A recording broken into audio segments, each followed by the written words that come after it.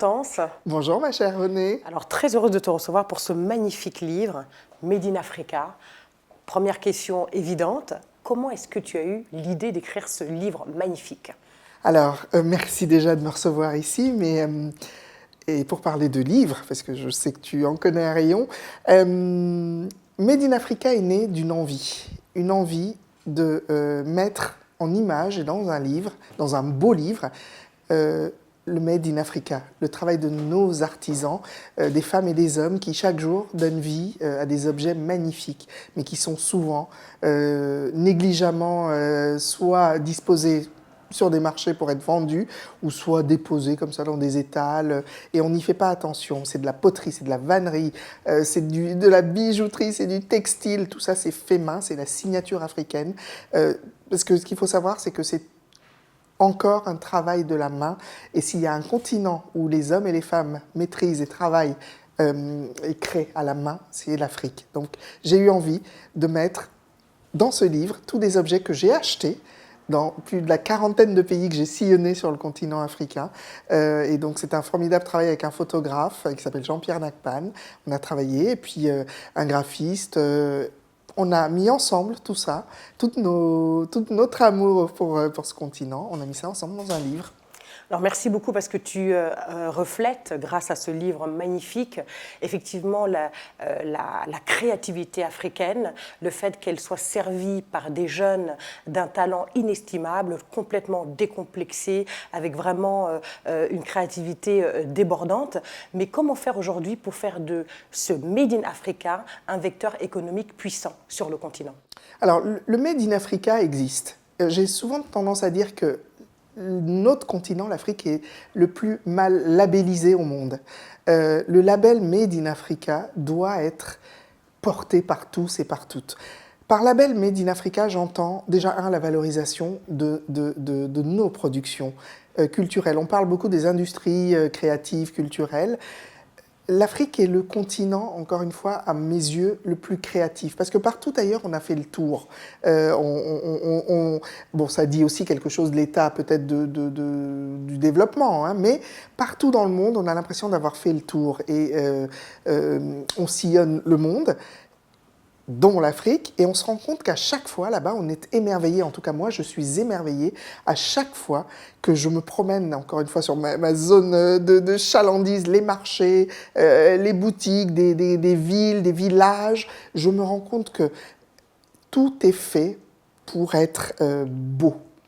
Mais c'est une beauté qui est noyée, qui n'est pas valorisée, et souvent, et ça c'est un reproche aussi, souvent par nous-mêmes. Souvent, on y reviendra voilà. plus tard. Donc, mais que faudrait-il faire pour justement valoriser ce Made in Africa? C'est simplement lui donner sa place, qui est une place culturelle, une place sociale, une place économique. Dire que c'est bien de consommer aussi nos productions. Elles sont de valeur, elles sont qualitatives, donc ça donnerait une place. Imaginez, il y a plus d'1,5 milliard hein, d'Africains. Imaginez que chaque Africain, chaque jour, consomme un Made in Africa. Un bracelet, une bague, une marmite, une pierre à écraser. Vous imaginez cette force économique? Ce qui veut dire, c'est que tu te rends bien compte que finalement, il y a le Made in Africa, donc ce savoir-faire africain, et puis il y a effectivement, à l'autre bout, les consommateurs. Effectivement, les Africains, est-ce qu'eux-mêmes, ils consomment ce Made in Africa? Tu dis, s'ils consommaient, mais est-ce qu'il te semble, toi qui parcours le continent, justement, qu'ils valorisent eux-mêmes ce Made in Africa? Alors, ils sont consommateurs. Souvent, les plus humbles. J'aime toujours prendre l'exemple sur les marchés, par exemple, parce que la ménagère, hein, c'est elle qui est au front au quotidien.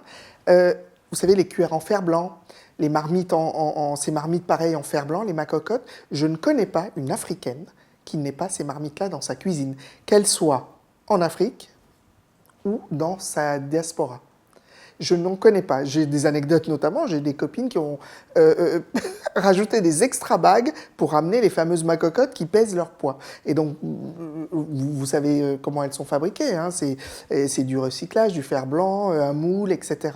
Donc, on cuisine nos plats dedans parce qu'on n'imagine ni un mpundu, ni un ndolé, ni un sakasaka, ni un yassa fait dans une casserole d'une autre marque. honnêtement, je crois que ça n'a pas le même goût.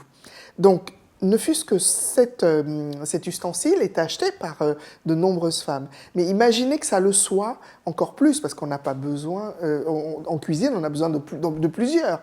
Donc ce serait une force économique. Ça voudrait dire que ces fabricants eux-mêmes, ça générerait des revenus pour eux, et la chaîne, ainsi de suite. Les Est-ce que ce serait suffisant d'un point de vue économique? Est-ce qu'il ne faudrait pas aussi, je ne sais pas, une volonté politique plus importante? Il y a évidemment le CIAO, mais c'est tous les 2 ans, seulement au Burkina Faso.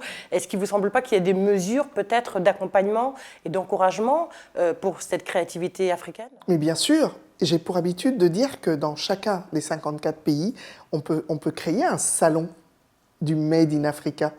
Parce qu'évidemment, quand on prend par exemple la vannerie, on se dit que c'est partout pareil. Mais non, il y a la manière de tisser des Sud-Africains qui n'est pas celle du Lesotho, qui n'est pas celle du Sénégal, encore moins du Cameroun. Enfin, vous voyez, donc il y a vraiment, et ça vous verrez dans le livre, les différents paniers, je les ai achetés dans différents endroits.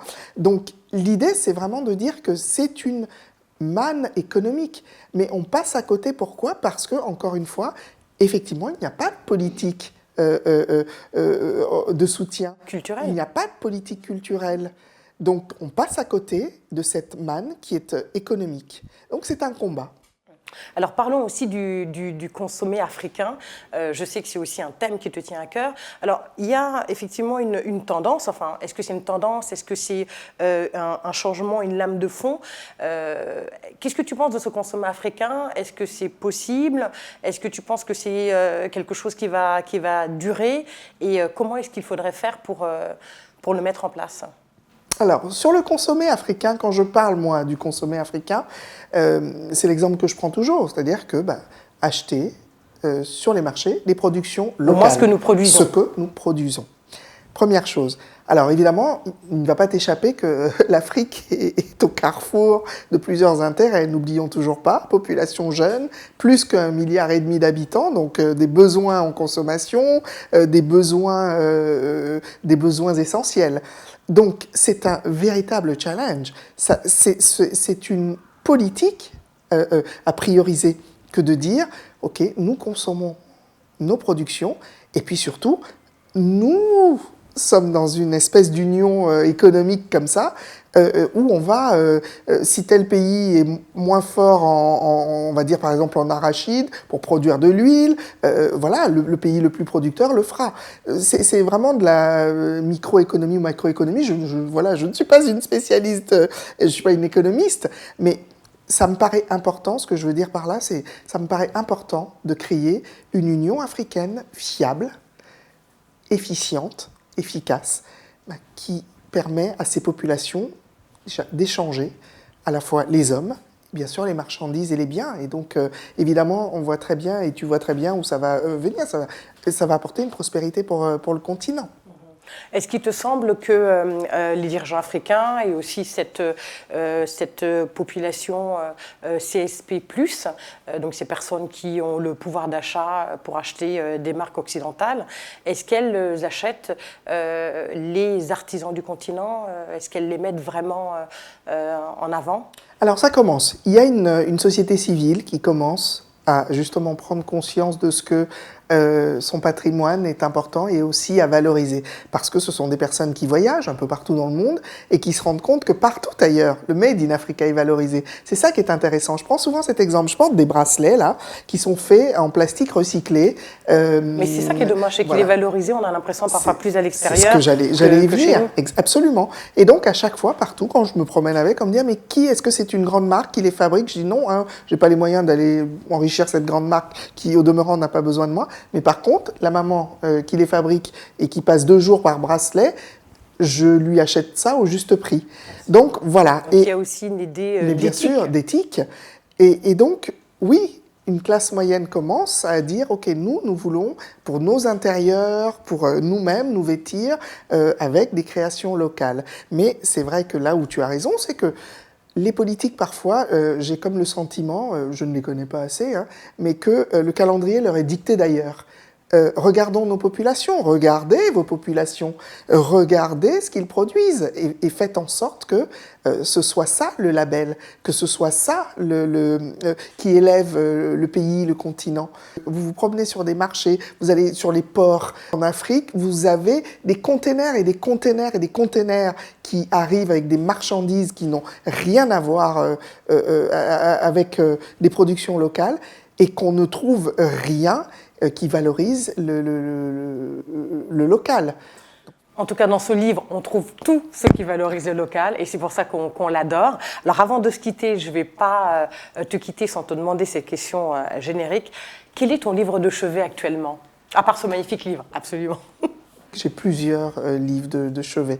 Je me replonge dans des classiques, j'en sors, j'essaye de lire des choses plus contemporaines, mais j'ai un côté vraiment old school dans mes lectures. J'aime les classiques, j'aime lire du théâtre, voilà, donc j'ai plusieurs livres de chevet. Et quel est le livre qui t'a, si ce n'est changé ta vie, du moins donné une autre perspective, un autre regard sur la vie?